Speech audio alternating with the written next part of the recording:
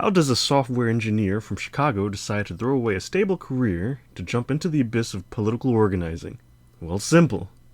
I realized the truth. The game is rigged, and not just for me, for everyone.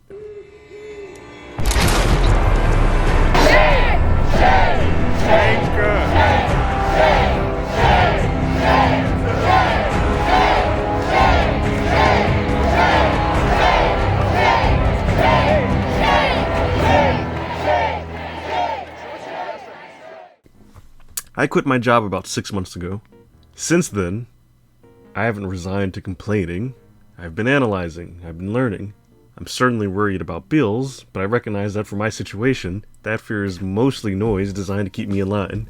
If you recognize the structure of this game we call capitalism, you understand that for the overwhelming majority of people, you were never meant to succeed. You are meant to be extracted from. They extract your energy. They extract your resources. I'm sure you've seen those stories where they talk about people who make six figures, but are somehow drowning in debt. How many people have $1,000 saved? Basically no one. How many people would love to learn a skill, to paint, to build, to solve physics, but can't because they're drained from a 9-to-5 that gives them nothing in return? It took being introduced to Gary Stevenson for me to understand this isn't just a me problem. It's not just a Chicago problem. It is a global, systemic feature of the economy. In his book, The Trading Game, Gary talks about his time trading for the biggest banks in London. He was the best. He made millions, and yet, he was miserable. Why? Because he realized that the only way to win the game was to bet on the rich getting richer and the poor getting poorer. That was his strategy, and it worked.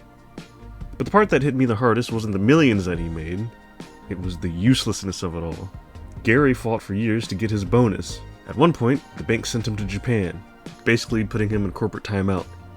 He sat in a skyscraper in Tokyo, looking out at the sea of other skyscrapers, doing literally zero work. He wondered, how many other people in those buildings are just mindlessly droning on, doing nothing of value, just like me? Well, I had that exact same thought, but I wasn't in Tokyo. I was in a Chicago cubicle making casino games. Think about that. At best, my work helped people dissociate from their shitty lives for a few minutes. At worst, I was building a digital trap to extract wealth from the impoverished to line the pockets of a CEO I never met. Our designer's job was literally to calculate the perfect ratio of wins to losses to keep you addicted. My job was to make the code run smooth so you could lose money faster. I wondered, what great art are we missing out on because the Nepo baby wants the Cleopatra model to be a little sexier? What systemic issues are being ignored because we have our brightest mathematicians figuring out how to exploit grandmas instead of solving climate change? If aliens came down today and judged my contribution to the species, what would they see? He made a computer go beep boop so humans could chase fake dreams. And that's it. Once you see that, quitting isn't a moral crusade, it's a simple calculus. If I do not step up to use my time and energy to help humanity, how can I expect others to? The managers certainly aren't going to save us. The president ain't coming to save us. Superman isn't real. And Jesus, if he came back today, he'd probably be deported or shot by the police. We have to save ourselves.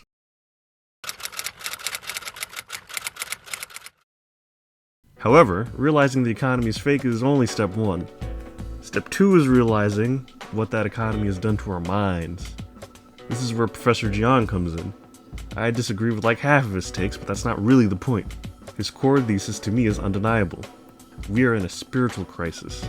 And I say that as an agnostic atheist. I want to go to Mars. I believe in science. But we have allowed the market to strip mine our imagination. What am I doing with my life? We have forgotten how insane and beautiful the universe is. Instead of exploring the cosmos or solving hunger, which we could do tomorrow by the way, we're paralyzed by made-up concepts like the deficit or quarterly earnings. We operate in bad faith. We lack empathy. We are quite literally unconscious. We are so busy surviving the economic game that we've lost the ability to imagine a different one. Jiang taught me that you need a framework. You need to sharpen your personal lens to see through the fog.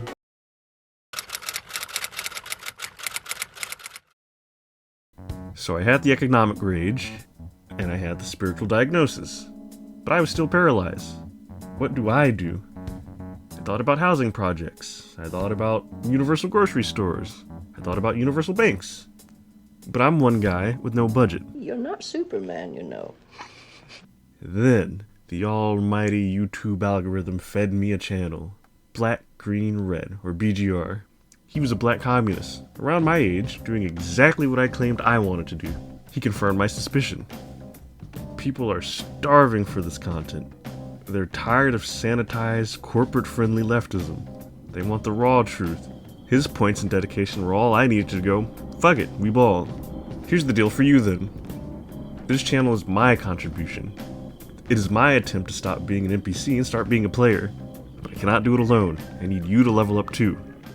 First, better yourself. Read, meditate, reflect, go to the gym. Take actions that build the version of you that you want to be. From there, be the person you would like to be with your friends and family. Show them patience. Show them understanding. Teach them, listen to them, show them love. From there, touch some grass, mate. Real power isn't on a Reddit board or in a tweet. Understand that in you is a universal ability that you have neglected. I call it free will. The universe is our collective sandbox. Without your contribution, it will continue to be shaped by a few pedophiles at the top. But if you begin to lend your voice, if you begin to take action with your ideas, if you unite with people who align with your vision, then you truly begin to become a player in this world. Level 1, but a player nonetheless. Basically like from NPC to level 1 Mafia Thug. Just like BGR, I would love to see more communists and socialists become influencers. We need more propaganda. Simply put, we're losing the media war. But not everyone was built for the mic. Some of you can provide culture. Some of you can provide stability through comfort or even money/survival. Some of you know how to get people mobilized. Some of you know how to get people organized. When we unite with our unique abilities, we won't just be blue-haired liberals pining for a President Hillary Clinton. No. We'll be the next generation of revolutionaries. And maybe, just maybe, we'll be the ones who win. The stage is set. The conditions are ripe for revolution. So get your ass over here and get started. When you do, you will understand the most important truth of all. A better tomorrow is possible. Thanks for watching.